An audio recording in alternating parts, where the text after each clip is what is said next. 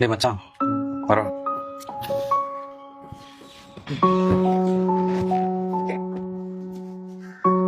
Driver, ஆபீஸ்க்கு time ஆச்சு, வண்டி எடுங்க. உங்ககிட்ட தான் சொல்லிட்டு இருக்கேன், இங்க என்ன வேடிக்கை பார்த்துட்டு இருக்கீங்க? வண்டி எடுங்க. சரிங்க சார்.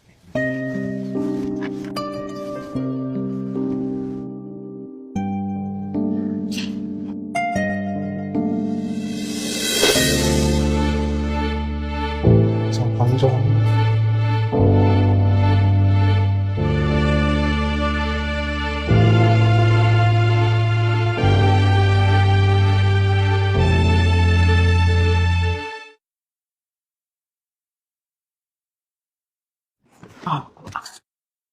அம்மா முன்னாடி வந்து உட்காருங்க.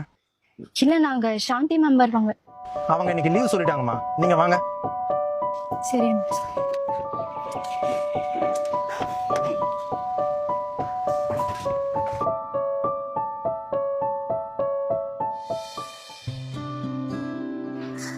ரொம்ப தேங்க்ஸ் அண்ணா. நீங்க மட்டும் இல்லைன்னா 2 பேரும் என்ன ஆஃபீஸ் வர வரைக்கும் டிஸ்டர்ப் பண்ணிட்டே வந்திருக்காங்க. நீங்க புதுசா கேப் ஓட்ட ஜாயின் பண்ணிருக்கீங்களாண்ணா? உங்க பேரு? பாண்டியன்மா.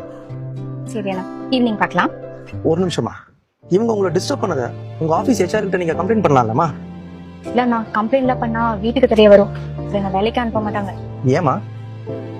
எனக்கு சின்ன வயசுல இருந்தே அப்பா இல்லைண்ணா, அம்மாவும் தங்கச்சி மட்டும்தான். நாங்க மாமா வீட்டுல தான் தங்கியிருக்கோம்.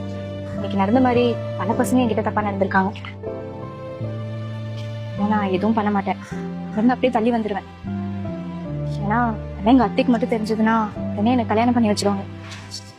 என் தங்கச்சியோட படிப்பு பாதியிலே நின்னுடும். அவன் நல்லா படிச்சு நல்ல ஒரு வேலைக்கு போற வரைக்கும் இந்த மாதிரி பல கஷ்டங்களையும் அவமானத்தையும் நான் பொறுத்துட்டு தான் ஆகணும். அதான் என் தலையெழுத்து. நீ சொல்றதும் சரிதான்மா, ஆனா இந்த மாதிரி பசங்களை நம்ம சும்மா விடக்கூடாது. என்னால என்ன பண்ண முடியும்னா, நானே ஒரு சராசரி பொண்ணு. நான் சொல்றது நல்லா கேளுமா. இன்னொரு தடவை இந்த பசங்க உங்ககிட்ட தப்பா நடந்துக்க முயற்சி பண்ணாங்கன்னா கண்ணை மூடிட்டு உன் காலில் இருக்கிற செருப்பை கழட்டி அவனுங்க முன்னாடி காட்டு. அதுக்கப்புறம் அவனுங்க உன்னை தொல்லையே பண்ண மாட்டாங்க. ஐயோ இல்லண்ணா, என்னால அதெல்லாம் முடியாது. இதான் பிரச்சனையாயிடும். நான் ஆஃபீஸ் கிளம்புறேன்.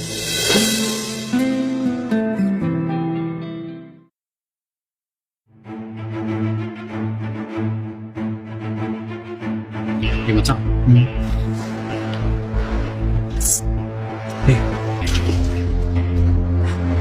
அடுத்த தடவை இந்த பசங்க உங்ககிட்ட தப்பா நடந்துக்க முயற்சி பண்ணாங்கன்னா கண்ணை மூடிட்டு காலில் இருக்கிற செருப்பை கழட்டி அவனுங்க முன்னாடி காட்டு. அதுக்கப்புறம் அவனுங்க உன்னை தொல்லையே பண்ண மாட்டாங்க.